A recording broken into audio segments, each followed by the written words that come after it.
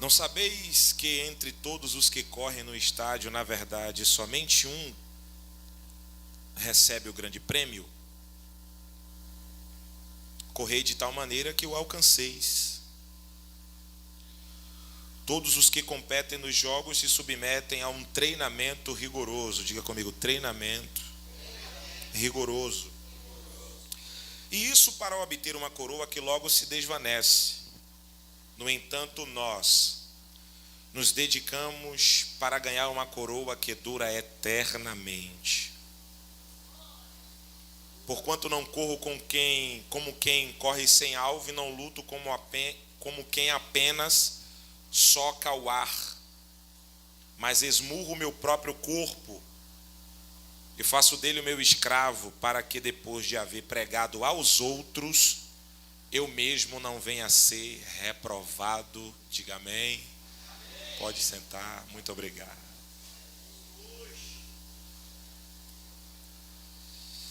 Meus amados irmãos, essa Coríntios aqui é conhecido como a Coríntios de Roma. Isso porque muitos imigrantes que moravam em Roma, residiam em Roma, nessa época eles saíram de lá para morar em Corintos.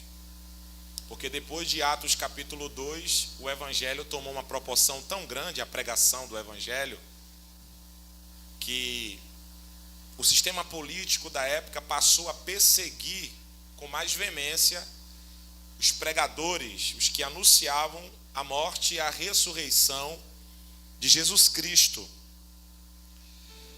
É interessante porque depois de Atos 2 houve uma explosão. As pessoas que criam e eram batizados, eles também se sentiam no dever de pregar o evangelho, tal qual os que anunciaram para ele, os apóstolos. E pregar o evangelho nessa época era a mesma coisa de assinar a certidão de óbito. O indivíduo ele passava a ser perseguido, ameaçado de morte. Muitos morreram pregando o evangelho nessa época. Então, os imperadores, que nessa época aqui é o imperador Cláudio, no capítulo 18 do livro de Atos, nós vamos ver Paulo saindo de Éfeso e indo para Corintos. Quando a gente chega lá, quando Paulo chega lá, aí a gente vai ver em Atos capítulo 18 que ele encontra uma família de crentes que moravam em Roma, estão morando em Corintos agora, é Priscila e Áquila. Eles moravam em Corintos e o imperador Cláudio, por causa da expansão da pregação do evangelho, ele expulsa todos os crentes de Roma, a fim de que o evangelho não seja pregado lá em Roma. Então, Priscila e Áquila saem de lá, expulsos por Cláudio, e vão morar em Corintos. E Paulo encontra eles lá, e o texto diz que Paulo morou algum tempo na casa dele, porque Áquila tinha a mesma profissão de Paulo. E Paulo trabalhava a semana toda e só ia às sinagogas ensinar, debater, discutir acerca das escrituras nos sábados, porque eles trabalhavam durante a semana e aos sábados eles iam lá falar sobre as escrituras. E foi nesse meio termo que a igreja de Coríntios nasceu. Muitos crentes que moravam em outras cidades passaram a morar em Corintos. Só que Paulo não mora lá tempo suficiente para ver a igreja crescer. Paulo funda a igreja, Priscila e Áquila fica responsável pela igreja, porque a igreja era na casa de Priscila e Áquila, e Paulo continua viajando, porque Paulo ele gostava de acompanhar o crescimento das igrejas, pastor Raimundo, bem de perto. Então Paulo viajava constantemente, a fim de não deixar que outras doutrinas fossem implantadas nas igrejas. Ele gostava de cuidar dos pobres. As igrejas arrecadavam ofertas, Paulo se sentia no dever de pegar as ofertas arrecadadas e ir levar para os irmãos, de visitar os doentes. Paulo tinha esse cuidado, porque ele entendeu qual é a proposta do reino de Deus. Então, quando Paulo sai, a igreja de Coríntios cresce muito. Para você ter ideia, os melhores pregadores da época pregaram em Coríntios, como Apolo. Que no próprio capítulo 18 você vai ver que Apolo aparece e ele vai pregar em Coríntios, e a Bíblia diz que ele era tão instruído dentro da sua casa como nas faculdades. Apolo morava em Alexandria. Alexandria é onde, na época, havia as maiores faculdades, os melhores professores estavam em Alexandria.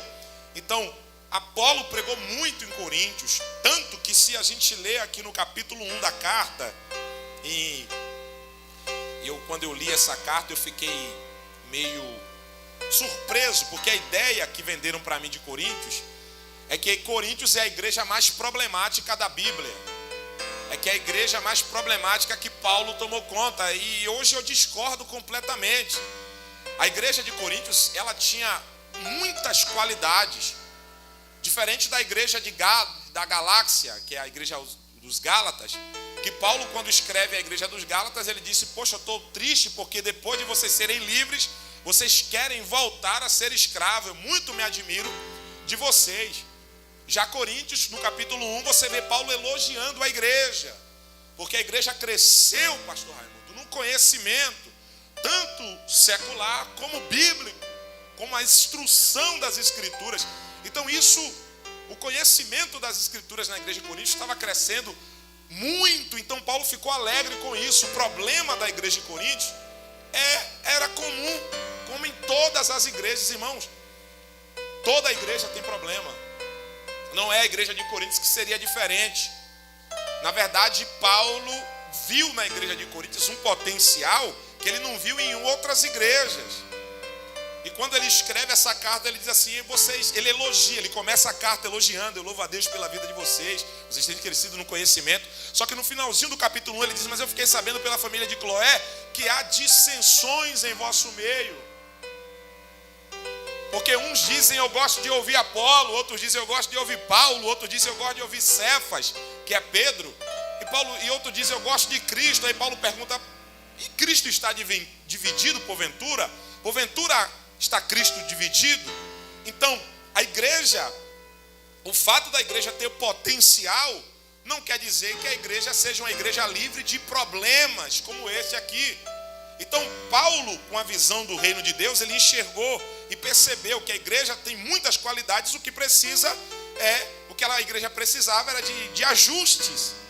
Meus irmãos, a visão de Paulo é a visão que nós precisamos ter. Por quê? Porque Paulo, ele viu o defeito, ele viu o problema, mas ele buscou a solução do problema. Então, eu não posso ser alguém na igreja que vê o problema e gera mais problemas. Eu tenho que ser alguém na igreja que vê o problema e vai buscar em Deus a solução para o problema. Então, Paulo tem isso. Paulo, ele quando vê esses problemas, ele vem orientando. No capítulo 2, que esse capítulo aqui é quando Paulo vai falar sobre as funções do Espírito Santo, como funciona, por que nós devemos ter o Espírito Santo. No capítulo 2, verso 3 e 4, Paulo diz que a mensagem dele não está baseada em conhecimento humano, mas em demonstração do poder do Espírito Santo. Esse poder aqui é o mesmo poder de Atos 1:8, que Jesus disse: e recebereis poder. É o mesmo poder, do capítulo 12, verso 9 de 2 Coríntios, que Deus disse: o meu poder se aperfeiçoa na sua fraqueza. Por que é o mesmo poder? Porque esse poder aqui é o poder que capacita aonde eu não tenho capacidade. É o poder que me reveste, pastor. É o poder que me reveste, Maílson, me dá habilidades aonde eu não tenho. Porque quando Paulo diz quando Deus diz a Paulo orou 3 vezes, ele disse: o meu poder se aperfeiçoa na sua fraqueza. Aquela fraqueza ali não é pecado. Aquela fraqueza ali, existe um termo grego para fraqueza ali, que é astaneia, que quer dizer falta de habilidade. Então, Paulo não estava em pecado. Paulo não tinha habilidade para tirar o espinho da carne. Aí Deus disse: não precisa tirar o espinho na carne, porque o meu poder te dá habilidade para viver com o espinho na carne. Então é o mesmo poder. Paulo está dizendo: a minha mensagem não é baseada em conhecimento humano, para que a fé de vocês não fique baseada nisso, não tenha base nisso. Isso aqui é um puxão de orelha para nós que falamos aqui na frente. É Paulo dizendo para nós: vocês precisam ter responsabilidade com o que vai falar aqui. Porque o que falo aqui, a fé de quem ouve se baseia no que falo aqui. Então, é um absurdo quando um pregador, um homem que se intitula pregador, ele pega o púlpito da igreja, o microfone, assume o púlpito e vai falar o que a Bíblia não diz. Nós precisamos ter cuidado, porque se eu prego o que a Bíblia não diz, além de trazer confusão na mente de quem ouve, não surte efeito, porque a única coisa que vai fazer ter efeito nos ouvidos e na vida de quem ouve é a palavra de Deus, meu amigo. Não tem para onde correr. Eu acredito. Aí a gente vai falar rasgado, né? Agora a gente abre a... Eu acredito, Deus usa as pessoas em profecia, claro que usa. Deus usa as pessoas na revelação, é claro que usa, eu não tenho dúvida disso. Ai de mim se duvidar disso. Eu acredito em profetas, eu quero deixar isso bem claro. Mas eu não posso sair da minha casa com a expectativa de que Deus vai usar alguém em profecia para mim. Eu tenho que sair da minha casa dizendo: Deus vai falar através da sua palavra.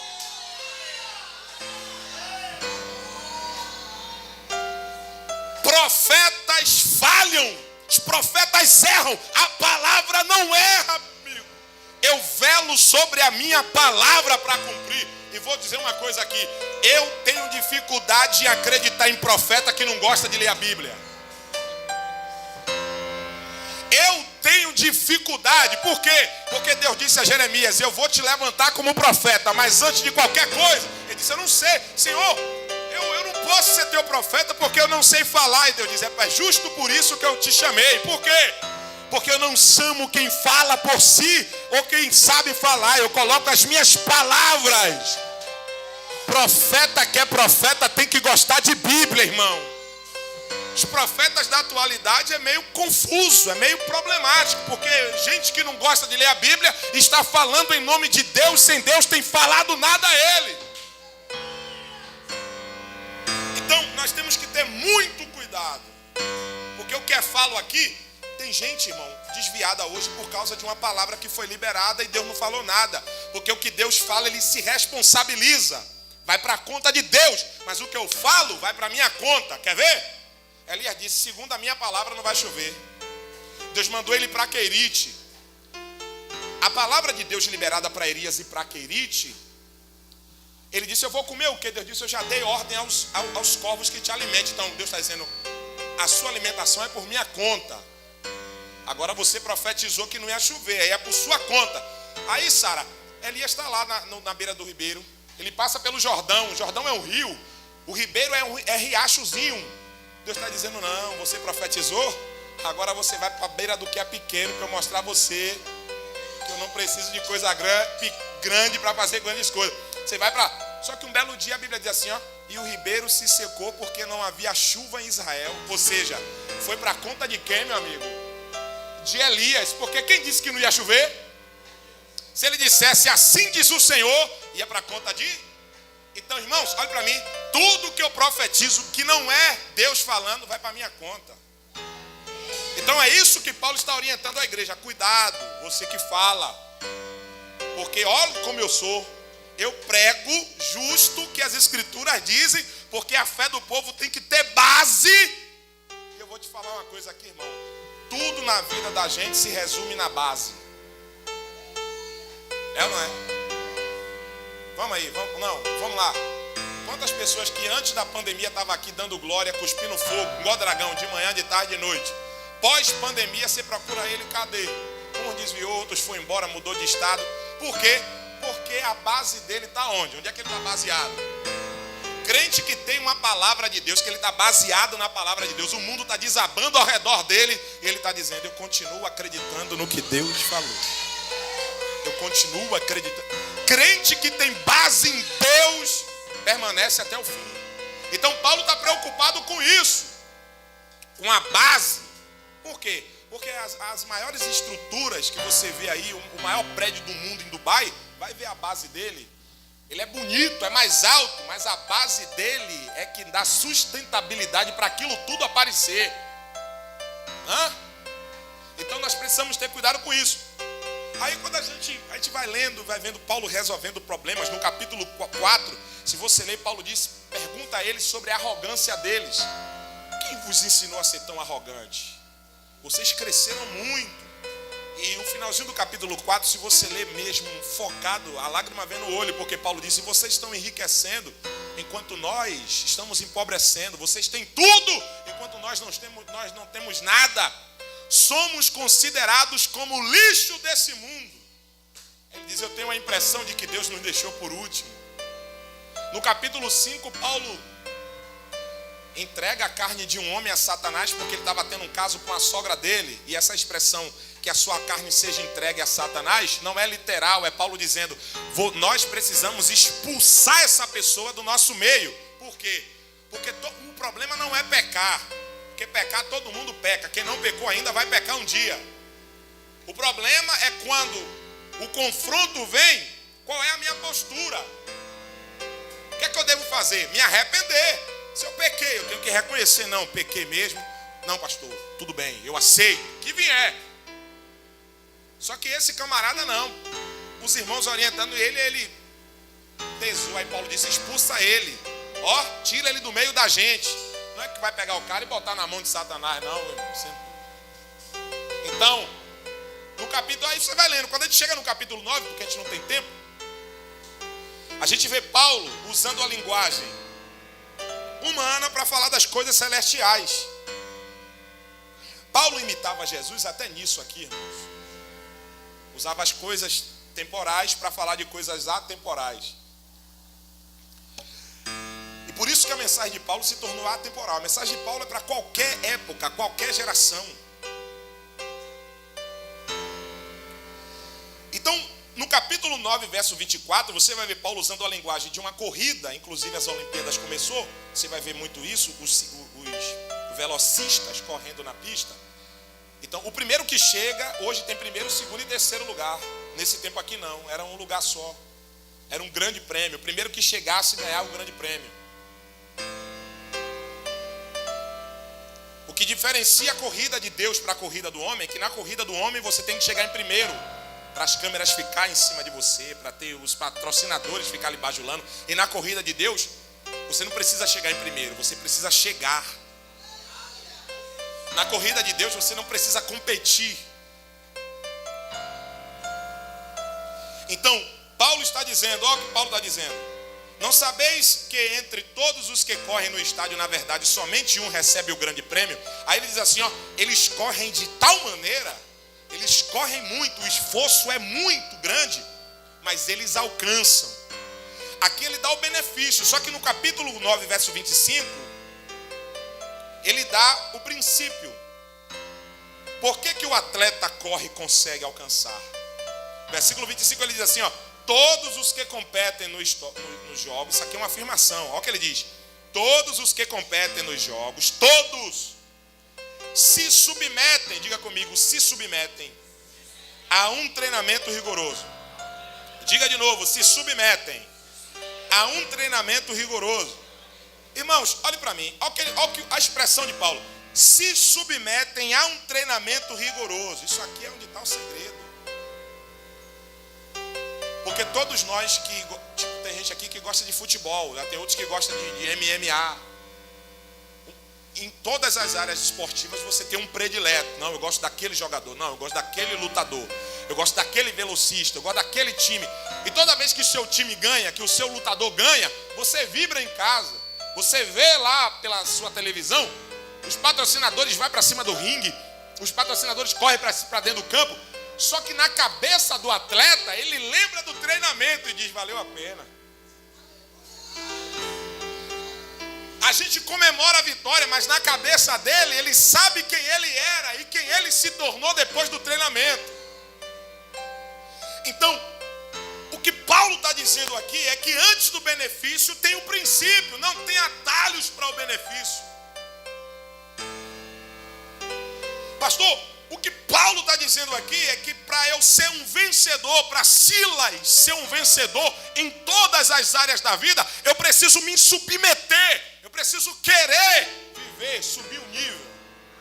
Eu preciso ser aberto às mudanças. Irmãos, olhe para mim. Quem já fez academia aqui sabe.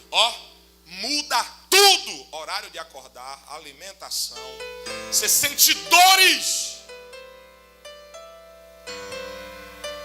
Tem gente que quer perder barriga, quer perder uns quilos. É ou não é, pastor?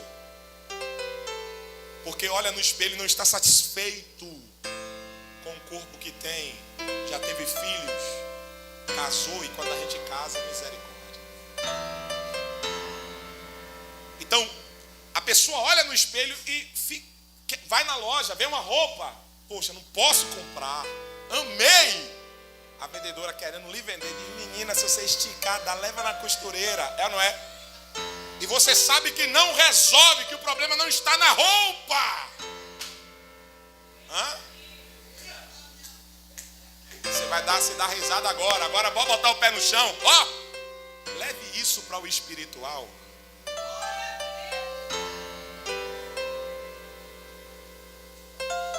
Se submeter ao treinamento rigoroso não é fácil. Quem já fez academia aqui sabe. Você vai no primeiro dia, no segundo você já imagina, meu Deus. Você vai no segundo dia, no terceiro você diz: não vou mais não. E quando chega lá, o personal bota você fazer uma série de 10. Aí no próximo semana ele já bota você fazer uma série de 20. Você não aguenta não. Ele diz: aguenta. Você aguenta. Eu vi um pudim na padaria. O pessoal diz: não, nutricionista, você não pode mais comer não, viu? Tem que sempre estar acompanhando o açúcar. Tem que ver aí a pressão. Tem que estar tendo acompanhamento médico. Se você for malhar, não vai funcionar. Então tem que fazer a coisa. Isso é se submeter porque eu quero resultado. O problema de hoje é que eu quero resultado sem me submeter. Pastor, hoje está difícil do camarada se submeter às ordenâncias da igreja, a liderança da igreja. Imagine aos princípios bíblicos. Porque a Bíblia fala o que eu não quero ouvir. Um dia um professor olhou para mim e disse assim: Silas, eu disse: oi. Ele: a Bíblia é o livro mais vendido da Bíblia. A Bíblia é o livro mais vendido do mundo, mas é o menos lido. Eu disse: por quê? Ele disse: porque a Bíblia contém realidades que a humanidade odeia. Eu disse: como assim, professor? Ele disse assim para mim: a verdade, dependendo da conta que o indivíduo tenha para pagar, ela pode se tornar algo abominável. Pilatos disse a Jesus: eu tenho poder para te prender e te soltar. Jesus disse: não, nenhum poder foi te dado. Se meu Pai não quiser, você não tem poder nenhum. Eu para isso nasci, meu Deus. E para isso vim ao mundo. Para quê? Para dar testemunho da verdade. Aí Pilatos perguntou: o que é a verdade? Jesus virou as costas para ele e saiu. Não respondeu, só se respondeu agora de noite, eu não estou sabendo. Mas até então não respondeu nada. Por quê? Porque Jesus olhou para a conta dele e disse: você não vai suportar ouvir as verdades que eu tenho para te falar.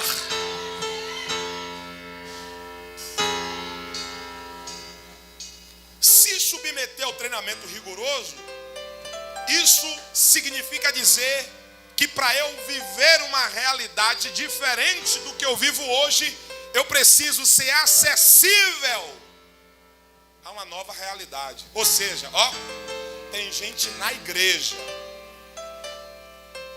vivendo um ciclo vicioso, preso há anos.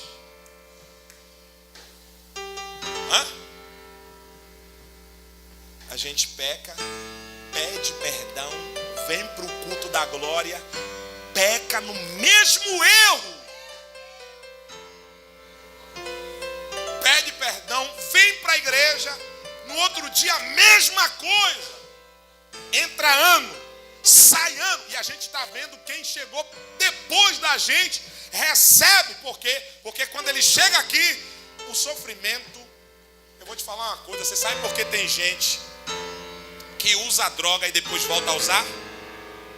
Porque a droga não promoveu nele dor suficiente para ele não querer mais.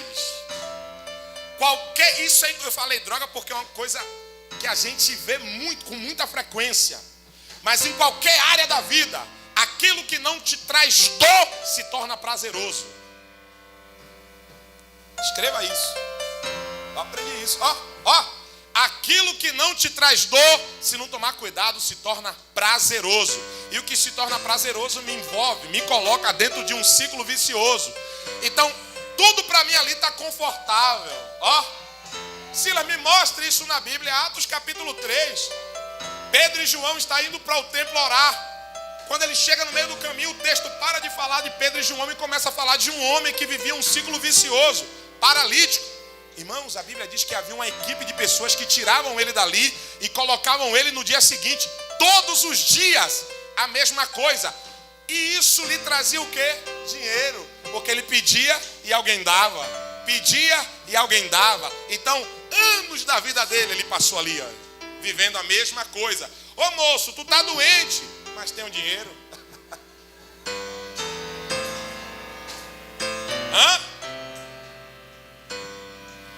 Alguém dizia, menino, moço, tu tá vivendo isso aí já tem anos, por que tu não procura melhora? Jesus aí cura. Não, tá bom aqui, eu tô com dinheiro, tá lindo. Se tornou confortável a vida dele. Só que quando tem homem cheio do Espírito Santo, que se aproxima de quem vive em ciclo vicioso, o ciclo se quebra e a pessoa passa a viver novidade. Pastor, e é interessante, sabe por quê? Porque o texto diz assim, que o paralítico, o coxo lá, pede esmola a Pedro. Pedro diz assim, olha, a Bíblia diz, e Pedro fixando os olhos nele. Aí eu disse, por que Pedro fixou os olhos nele? O Espírito Santo iluminou minha mente e me disse assim, olha, porque tem problemas na sua vida, aquele homem tem um problema, tem ou não tem? Tem ou não tem? Pedro tem a solução, tem ou não tem? Pedro precisa resolver aquele problema, porque foi para isso que ele foi chamado, resolver. Só que para resolver o problema, ele tem que dar atenção ao problema. Se ele faz vista grossa, ele não resolve.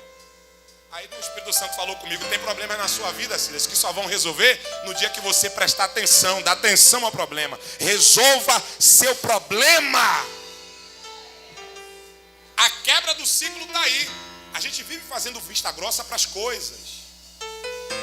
E é por isso que a coisa se repete, Sara, na vida da gente constantemente. Porque a gente é bom de prestar atenção na vida dos outros. Fala mal do pastor, né? Pregador, fala mal de todo mundo. Nem de gravata eu gosto mais de usar. Eu uso porque... Mas tem crente que tem um linguão, meu amigo. Você dá até para fazer uma gravata. Deixa eu te falar aqui. Presta atenção nos seus problemas. Irmão, não existe quem é problemático resolver problema, não. Para eu resolver o problema na vida de um irmão, eu tenho que ser sarado.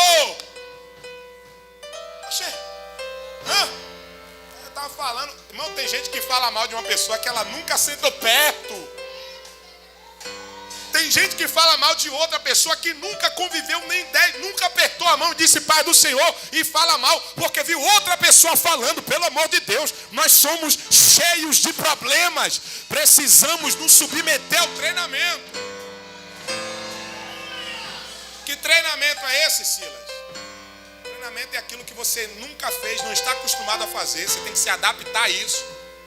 Você já deu glória a Deus aqui, você já deu aleluia a Deus aqui, você já falou em língua, você já cantou, você já ofertou, mas não pegou a Bíblia hoje para ler. A gente não ama a Deus, não. A gente não acredita o suficiente para pregar a Bíblia, pastor. Como é que a gente é crente? Eu já vivi essa realidade, eu estou falando com o pé no chão, amigo.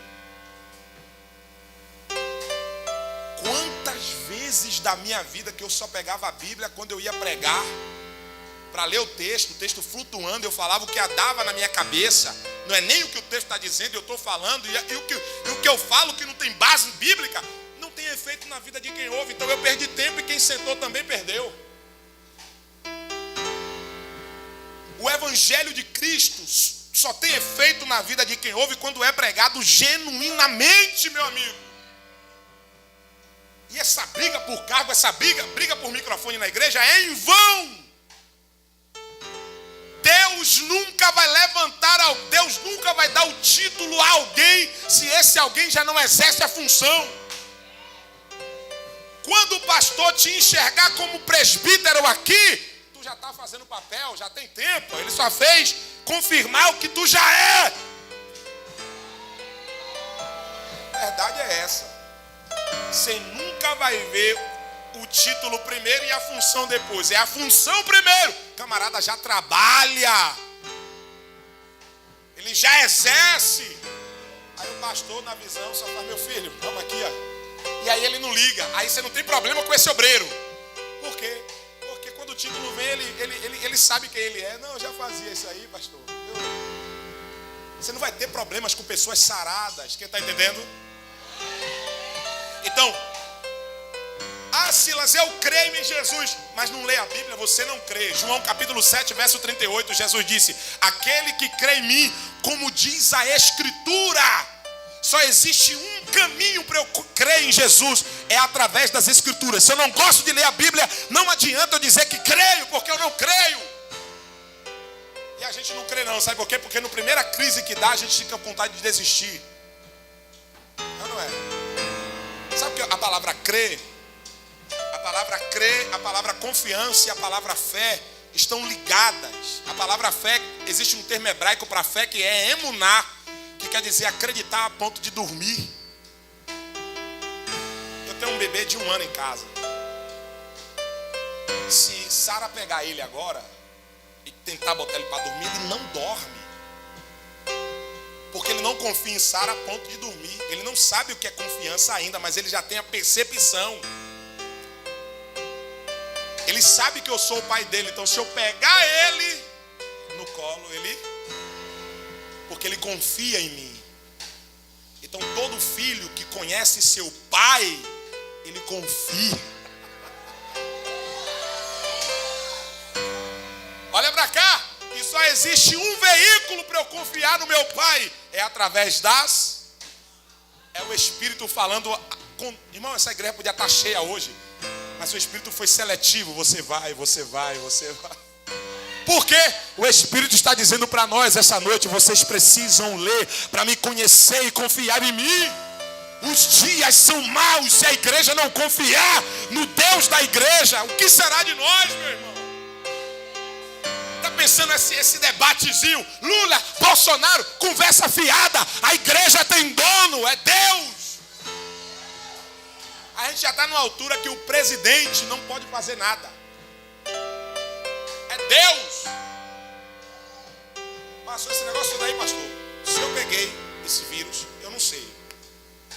Mas pense que eu disse: meu irmão. E na época que estourou, eu estava rodando Uber. Eu disse: meu irmão, eu não vou parar de rodar não. Todo mundo para. O menino em casa, eu digo: não paro não. Se eu parar, vai faltar o leite do menino. E aí? Paro nada. E aí, meu irmão, tome-lhe volante. A confiança em Deus através das Escrituras faz você romper coisas que alguém do seu lado vai dizer: isso é impossível. E você diz: impossível para você que não conhece seu pai. Pastor, andar com Deus é coisa de louco. Sabe o que é ter fé? Fé é ter um buracão aqui, pastor. E eu estou sobre uma palavra de Deus dizendo: continue andando. Confiar é isso. Chegar perto do buraco, Sara, eu dizia: Deus, eu vou cair. Ele dizendo: quem disse que você vai cair? Eu não falei para você continuar andando? E você dá o primeiro passo e dizer: ih, rapaz, vou não. Dá o segundo e não cair. Isso é confiar. Confiar é você tomar atitude primeiro para depois ver o milagre. Isso é coisa de... Isso na teoria é fácil. Na prática é difícil. Não é fácil não. Confiar não é para gente normal. Deus, e aos Hebreus diz que Abraão confiava tanto em Deus que ele acreditava que das cinzas Deus podia trazer Isaac de novo. Você entendeu esse versículo? Ó, ele ia amarrar o menino, matar, queimar e ficar esperando o menino virar cinzas. Depois que virasse cinza, ele agora vai ressuscitar.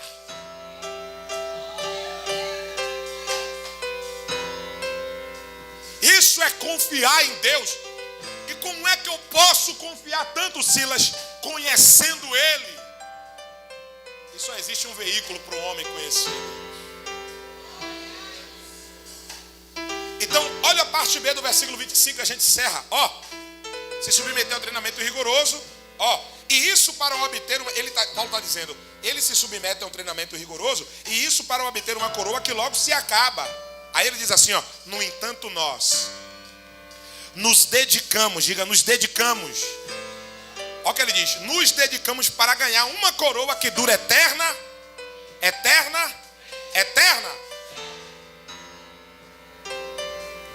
Paulo diz, nós nos dedicamos para ganhar uma coroa que dura eternamente. Então Paulo está dizendo que o quanto eu me dedico define o quanto eu acredito no que é eterno.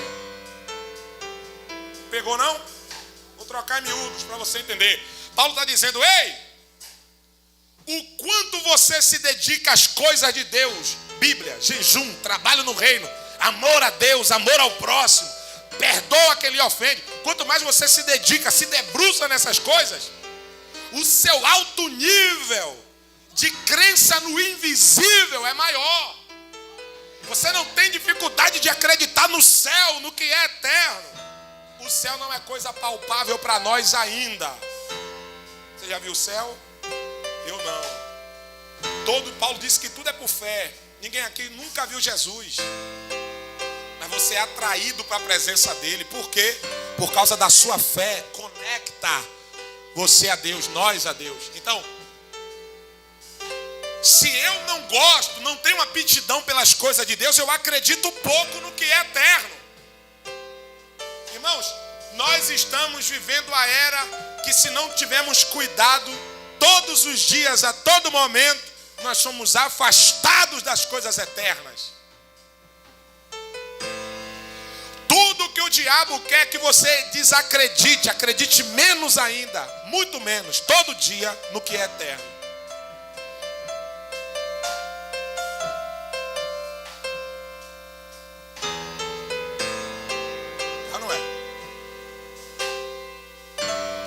Hoje contribui para a gente se afastar do que é eterno. Irmãos, servir a Deus, eu vou usar um termo aqui, só para a gente entender. Não tem nada novo em servir a Deus. Servir a Deus é o padrão da Bíblia, ainda é o mesmo padrão. As pessoas estão inovando as coisas, romantizando muito as coisas. E se você não tiver cuidado, você, para achar a coisa certa, eu vi um pregador dizer isso e é verdade, um pregador bem maduro, ele disse assim, as pessoas que estão aceitando a Jesus de 20 anos para cá vão ter dificuldade de conhecer o verdadeiro evangelho. Porque, pastor, hoje existe um evangelho, entre aspas, para cada tipo de indivíduo. O que mais agrada ele pega, o mais confortável ele pega. Só que o evangelho de Cristo nos arremete, nos joga diretamente a renunciar ao que é da terra pelo que é eterno. Agora a gente vai entrar num papo. Na maioria das vezes, para o indivíduo obter alguma coisa do céu, será necessário renunciar a alguma coisa na terra.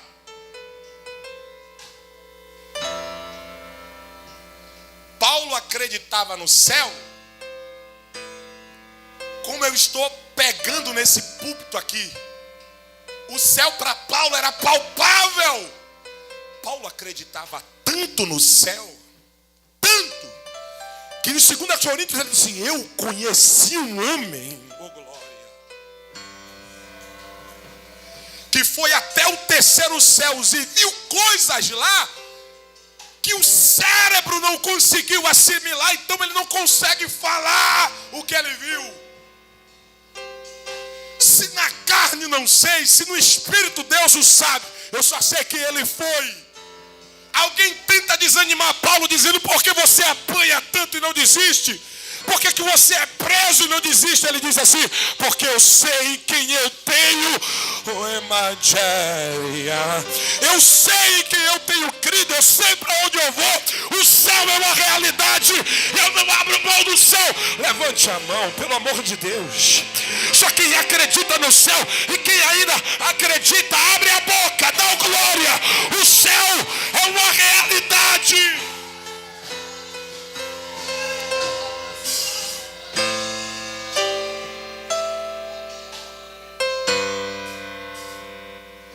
Diga comigo, o céu é uma realidade. Meus irmãos, eu vou te falar uma coisa aqui, ó. Para nós nos achegarmos a Deus, temos que renunciar às coisas daqui. Olha o que Paulo falou em Filipenses capítulo 4, a partir do verso 8. Olha o que ele diz. Filipenses capítulo 3, a partir do verso 8. Olha o que Paulo disse, pastor. Isso tem mexido com a minha cabeça.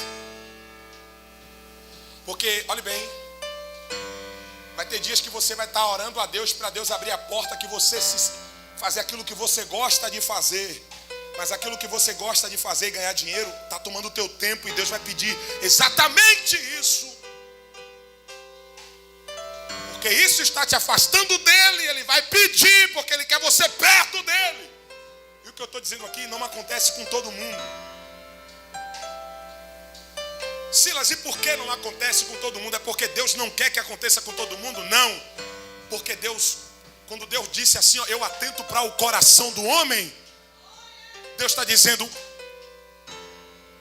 quando eu vejo que no coração dele a aptidão por mim é proporcional ao que eu sinto por ele, eu não abro mão dele. Mas quando eu olho para o coração dele e vejo que o desejo por mim é menos do que eu sinto por ele, eu entrego ele às paixões dele. Quer ir? Vá. Quantas pessoas que já se relacionaram com outras e não eram correspondidos, e a gente abre mão, mesmo amando, a gente entrega a ele. Vá, você quer ir? Vá. Porque não dá para viver em um relacionamento em que um ama mais do que o outro. Olha o que Paulo diz. Paulo vai falar sobre as características dele antes de servir a Deus. Ele diz, se é para fazer o que é da carne, se é para viver segundo a carne, quem era para ser assim era eu. Paulo diz aqui, ó, a partir do versículo 4, Filipenses capítulo 3, a partir do 4, Paulo diz, embora eu tivesse razões para alimentar tal convicção, ora, se alguém julga ter motivos para confiar na carne, aí ele diz, eu mais ainda, circuncidado no 8º dia de vida, filho da descendência de Israel, da tribo de Benjamim, hebreu de hebreu, quanto à lei fui fariseu, quanto ao zelo, à dedicação, eu persegui a igreja, quanto à justiça que há na lei, irrepreensível. Paulo está dizendo, nunca tomei uma repreensão. 7, todavia o que para mim era lucro. Diga comigo, lucro. Irmãos, lucro é lucro, isso aqui não é...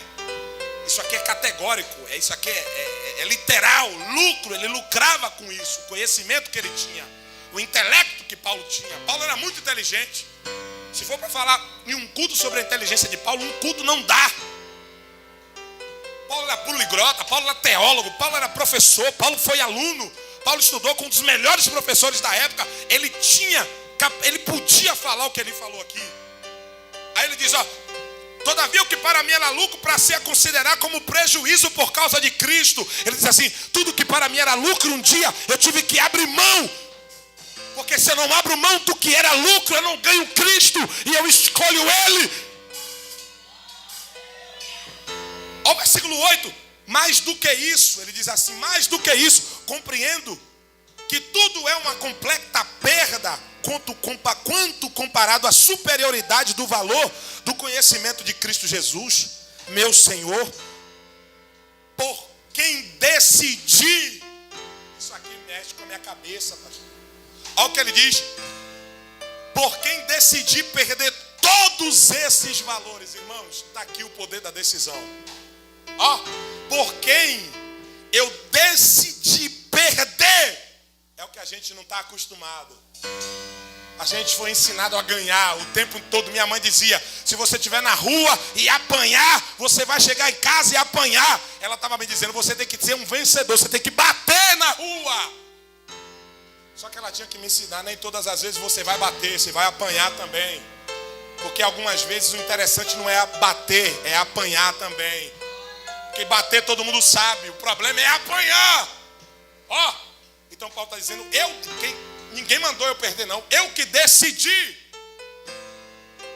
Por causa de os quais considero como esterco a fim de ganhar a Cristo. Versículo 9, isso aqui é louco. Ó, e ser encontrado nele. Então o texto está dizendo que Paulo estava perdido.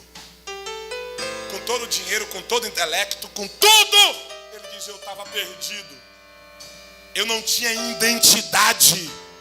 Esse versículo remete a gente ao Éden. Porque quando Adão pecou, ele não caiu só no quesito em condenação eterna. O homem, quando caiu no Éden, caiu moralmente, economicamente, politicamente, moralmente, em todos os ângulos da vida do homem. Ele caiu lá no Éden. A identidade que Deus deu a Adão, ele perdeu. Cristo foi para a cruz para nos devolver a identidade que Adão perdeu no Éden. E o que eu vou te falar aqui, você precisa levar para a sua vida. Olha para mim. Existe uma versão nossa, melhorada. Uma versão que... Essa é a nossa versão original, que está em Cristo. E é essa versão que Paulo disse, eu preciso encontrar ela. E para eu encontrar ela, eu preciso abrir mão da velha.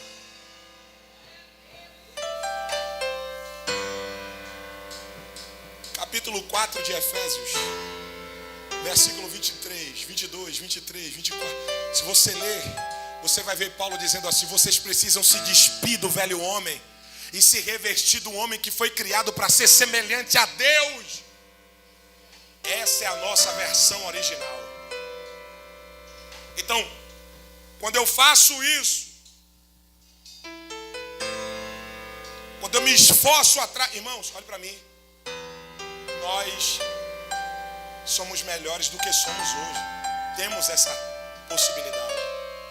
O homem pode ser, hoje em Cristo, pode viver como se Adão não tivesse pecado. É isso que o texto está dizendo. Nós podemos alcançar um nível. E Paulo diz aqui, ó. Paulo diz, ó. E não digo isso, no versículo 12 do capítulo 3 de Filipenses, ele diz, e não digo isso como se já tenha alcançado a perfeição. Mas uma coisa eu faço. O quê? Prossigo para o alvo. Paulo está dizendo, a minha vida não está parada. Ela está em contínua evolução. Eu estou em busca, eu não vou parar até encontrar a minha verdadeira identidade em Cristo. Então Paulo acredita no que é eterno. Olhe para mim, pastor, existem pessoas que estão travadas no material, travadas no físico, na vida física, porque eles têm um bloqueio no espiritual. Eles não conseguem avançar. O crente só avança no físico se avançar no espiritual. Porque quando uma coisa acontece na sua vida no material, é porque já aconteceu no espiritual. Você tem que pegar isso, pelo amor de Deus. Irmãos, é simples. Pastor, é simples. Eu costumo dizer que entre a simplicidade e a facilidade há um grande abismo. Nada que é simples é fácil. E é por isso que é Evangelho, é Cristo, porque essas coisas não são fáceis. Jesus disse, o reino dos céus é tomado à força, e só se apoderarão dele aqueles que lutarem.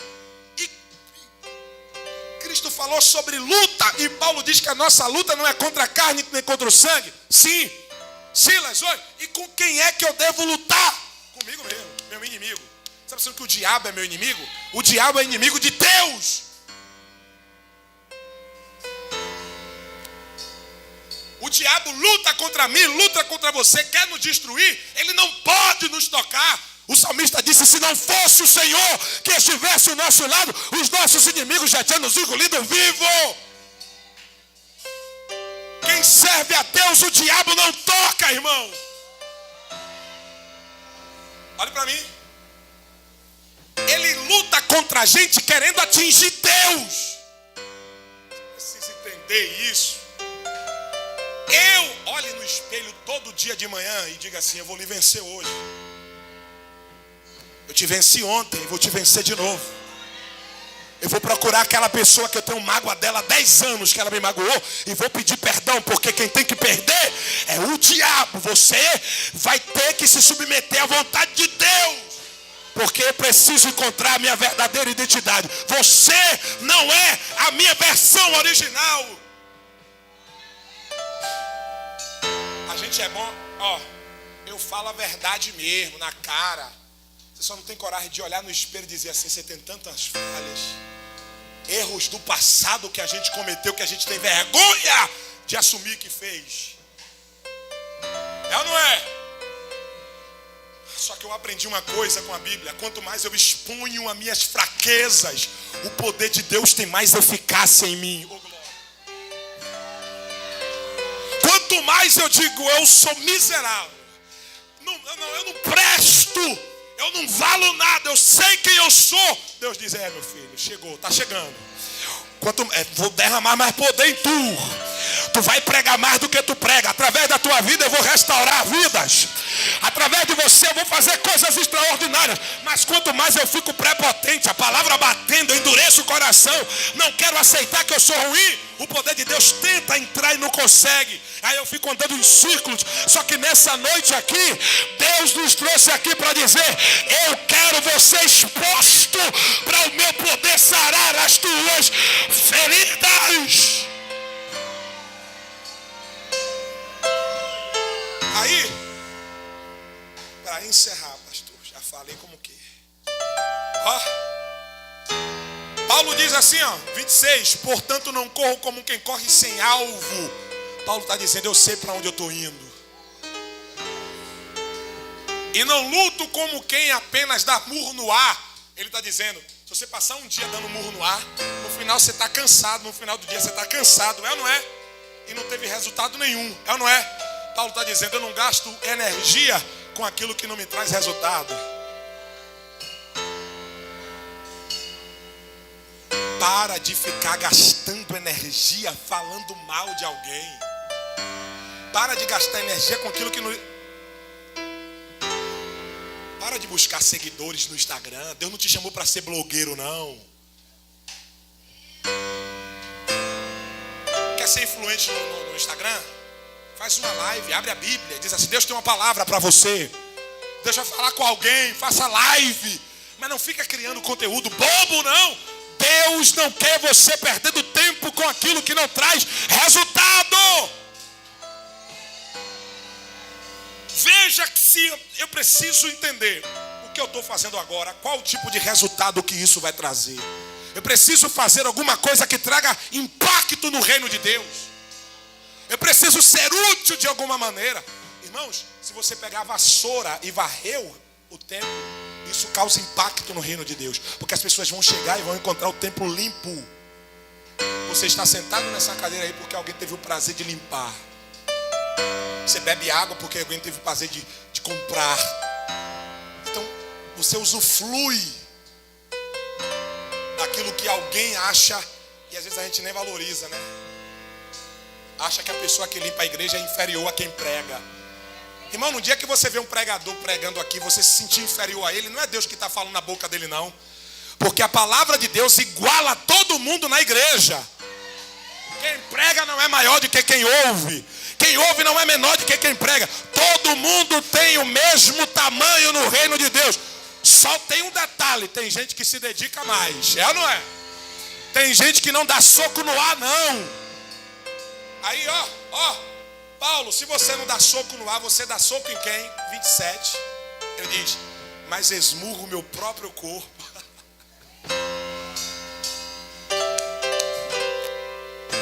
E faço dele o meu escravo. Olha que coisa bonita. Ele está dizendo: eu faço dele o meu escravo. Eu não sou escravo do meu corpo, é meu corpo que é meu escravo. O pastor, o que tem de gente aí que é escravo do corpo? É ou não é? Ô irmão, tem gente na igreja que peca por causa de uma foto de um menino no Instagram. E é vice-versa. Tem cara que é atribulado. É brincadeira. Não, só para descontrair. Mas é, escravo do corpo. Não é. Vê uma cerveja gelada, fica todo se tremendo. Hã? Eu e o pastor de lá da igreja, ele conhece. O que ele tem para falar, ele fala logo. Com ele não tem negócio de história. Culto de doutrina, o pau quebra. Com essa saia, meu irmão. Vigia. Ele fala. Tem hora que eu acho, pô, pastor. Tem hora que eu, na mente eu não vou falar, ele que eu não sou besta. Ele fala, eu falo, pô, na mente, ele, pô, pastor, eu pegou pesado agora. Que é isso, às vezes a irmã não entende. Saia para da igreja, vem com aquela. Ele larga, meu irmão. Vai ficar sintomas cheia, viu? Olha. Assembleando daquele brabo, Sara. Brabo. Ó. Vai lá. Ele na rua e meu irmão novo conversou. Aceitou Jesus, saiu do crime. Aceitou Jesus lá na igreja. Você sabe que é jovem. Aí ele, pastor, né, lá na rua, passou a menina. O jovem tá repreendido, dono da pombageira. O pastor pombageira não tá nela não, tá em você. Ela nem olhou para você que ficou olhando. Então não tá nela não, tá em você. Eu disse, poxa, tá aí o que eu concordo. Entendeu? Às vezes o cara olha para a mulher nem sabe que ele existe. Ele tá repreendido a pombageira. Entendeu, mano? Então às vezes o problema não é nem a multidão, é Zaqueu. Zaqueu não viu Jesus porque era pequeno. A Bíblia diz isso. Porque ele era de pequena estatura. Não era a multidão, era porque ele era pequeno. Ninguém mandou ele ser anã. Era com ele Jesus. Ó. Então, escravo do corpo. Paulo disse não. Ele é meu escravo. Mas isso a gente só consegue ir. Olha como a Bíblia é linda. A gente só consegue isso quando a gente se submete ao treinamento.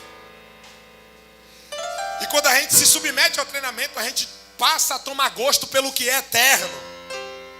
Aí a gente não corre como cego no tiroteio, não dá murro no ar, o corpo se torna escravo.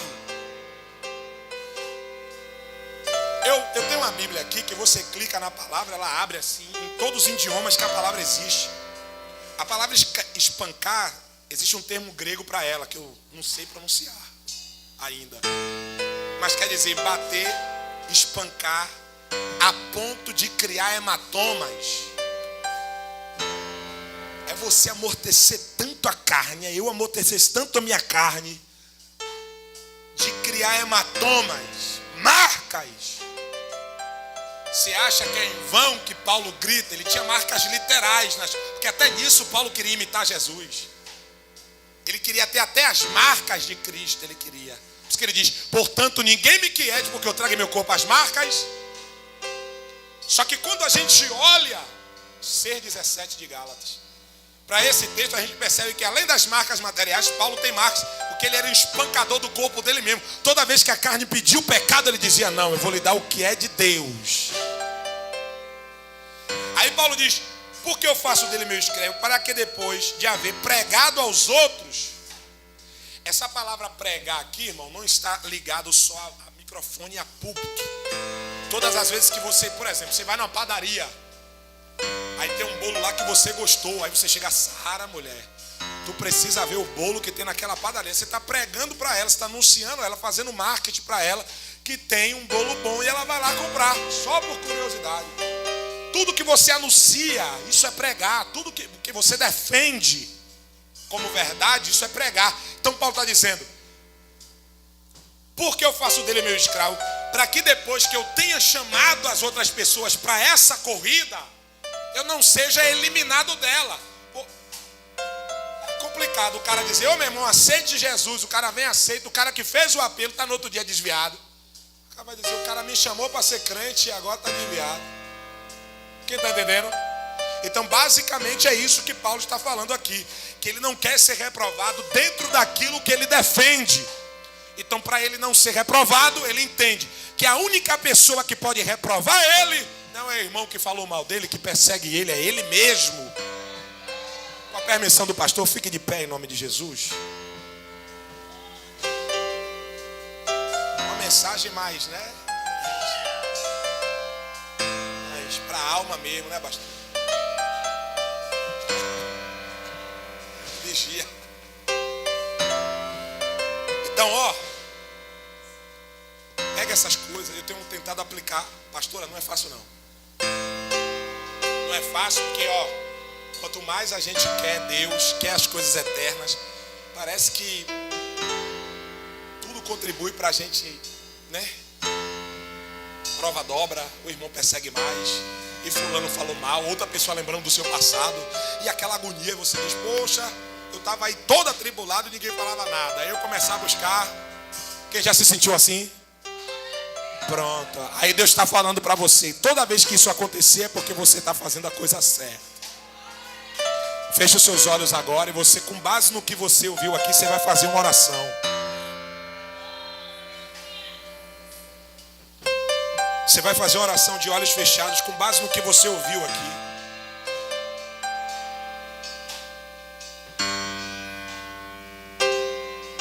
Pai,